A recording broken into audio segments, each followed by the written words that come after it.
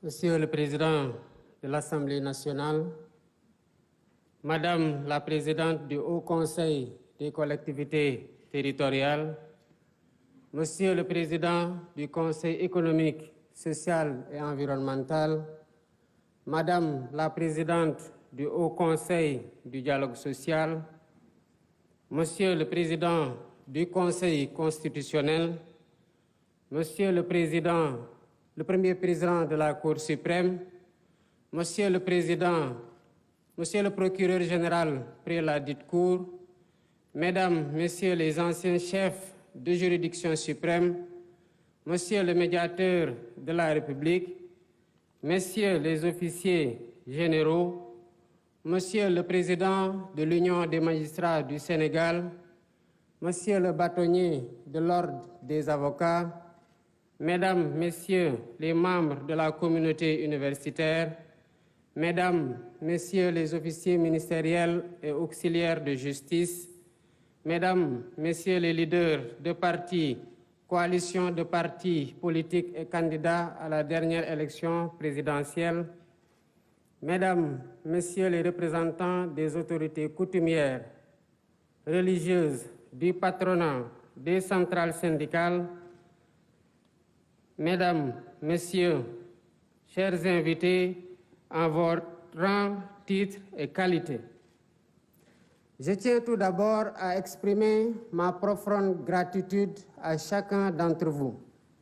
pour avoir répondu favorablement à notre invitation à l'occasion de cette journée nationale du dialogue. Cette cérémonie qui nous rassemble s'inscrit harmonieusement dans nos vieilles traditions socio-culturelles de dialogue que nous perpétuons au sein de nos familles et de nos communautés.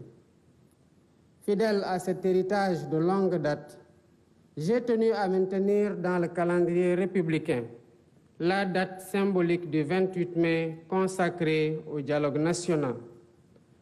En accord avec l'esprit de mon discours d'ouverture, de mon discours d'investiture, de mon message à la nation à l'occasion de la fête de l'indépendance et de mes orientations au Conseil des ministres du 9 avril,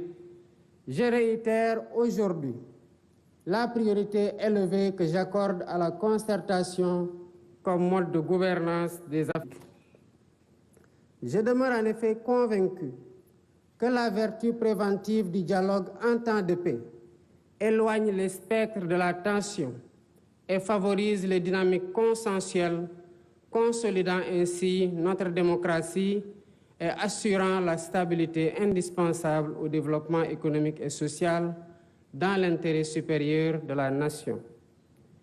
Dialoguer en temps de paix, en partageant la part d'humanité qui existe en chacun de nous, est un examen à l'aune duquel une nation mesure sa grandeur. C'est tout le sens de cette journée, dont le thème porte sur la réforme et la modernisation de la justice. La problématique et l'urgence d'y faire face nous interpellent tous au-dessus de toute considération partisane. La diversité des acteurs ici présents en témoigne éloquemment. De plus, pour faire de cette concertation un cadre inclusif le plus large possible, nous avons lancé le 23 mai la plateforme Jubanti comme Vox Populi pour recueillir les contributions citoyennes.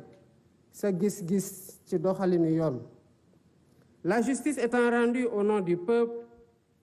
il est donc pertinent que le peuple ait son mot à dire sur la manière dont elle doit être rendue. Au demeurant, je rappelle déjà qu'en avril 2018, le besoin de modernisation de la justice avait fait l'objet d'un rapport d'un comité de concertation mis en place par le garde des Sceaux, ministre de la Justice. 6 années après ces concertations, et après avoir été traversées par de violentes secousses, force est de reconnaître que notre système judiciaire a besoin d'une profonde refondation, que seule une approche inclusive permettra de réussir. Œuvre collective démarche participative et exercice de co-construction. Voilà le triptyque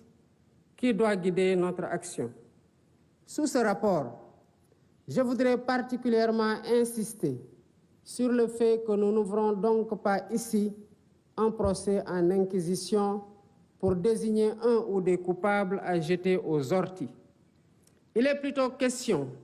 de tenir un débat lucide et serein, posé et apaisé, pour ausculter notre système judiciaire, identifier ses forces et faiblesses et rechercher ensemble les solutions aptes à refonder son fonctionnement et à améliorer ses performances. Je ne reviendrai pas ici sur les principes fondamentaux de la justice dans un état de droit, sinon pour en rappeler la quintessence, à savoir la séparation des pouvoirs, l'indépendance, l'impartialité et l'intime conviction du juge, l'égalité de tous devant la loi, la présomption d'innocence, le principe du contradictoire, le droit à un procès équitable et l'habeas corpus, bouclier contre les arrestations et détentions arbitraires. En rappelant ces principes énoncés et encadrés par des règles, des textes légaux et réglementaires, j'ai en même temps conscience qu'ils ne suffisent pas à eux seuls pour jauger l'indépendance, la crédibilité et l'efficacité d'un système judiciaire. En effet, quelle que soit la pertinence des textes, c'est d'abord et surtout à l'aune de la pratique qu'on peut juger si un système judiciaire répond aux idéaux et exigences de l'état de droit. Voilà pourquoi, à travers ces assises, nous voulons interroger notre système judiciaire en revisitant ses règles et mécanismes afin de le perfectionner et le hisser à la hauteur des ambitions et aspirations de notre peuple. Les thématiques qui seront débattues incluent notamment le statut des magistrats, l'organisation et le fonctionnement du Conseil supérieur de la magistrature, la dématérialisation du service public de la justice et le numérique, le temps du procès pénal, le régime de la sanction pénale, le cadre juridique et institutionnel de l'administration pénitentiaire, les conditions de détention et de préparation à la réinsertion sociale des détenus, le régime de la privation de liberté, la prise en charge des enfants en danger ou en conflit avec la loi.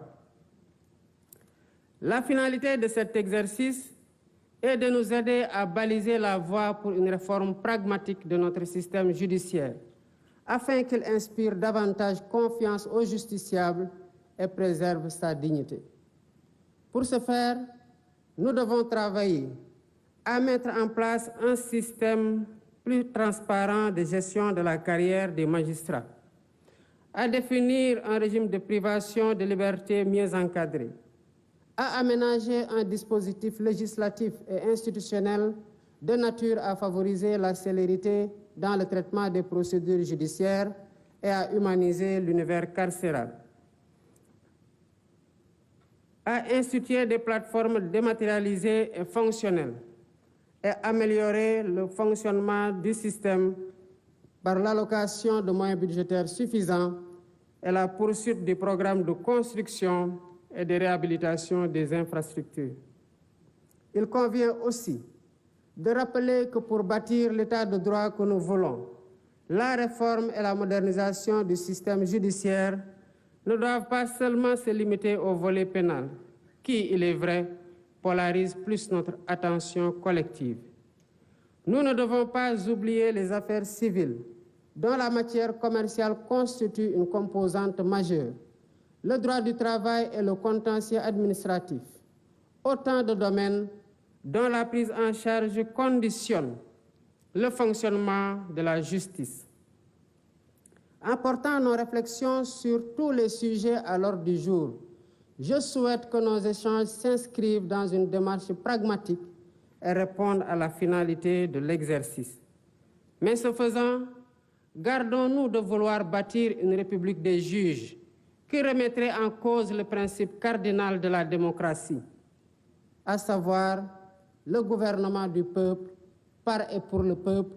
en vertu duquel les élus restent les dépositaires légitimes du pouvoir étatique. Je suis confiant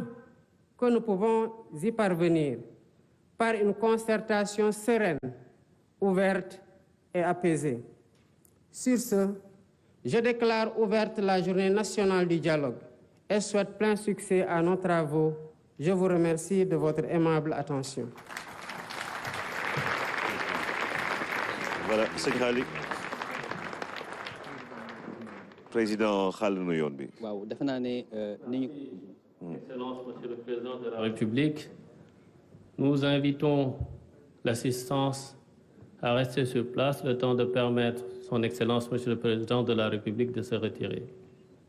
Ibrahima li doon itti ji rek mooy dellu si ci wolof li nga xam ne moom la président wax. ndax nee na lii lu mu doon xaar la itteem la woon bëgg-bëggam la woon.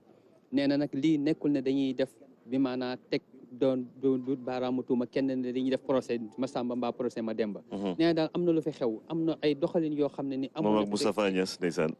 président ancien président de l'Assemblée image bu rafet Khali.